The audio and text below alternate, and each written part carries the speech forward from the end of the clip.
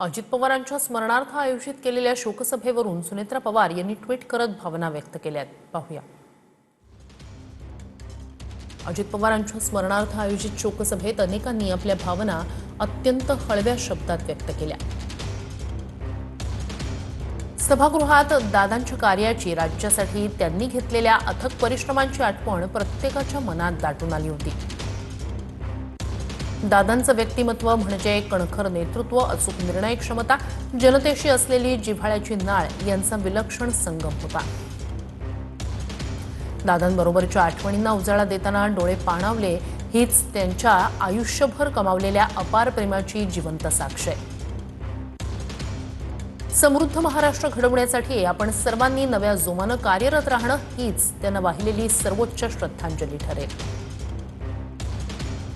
असं ट्विट सुनेत्रा पवार यांनी केलंय.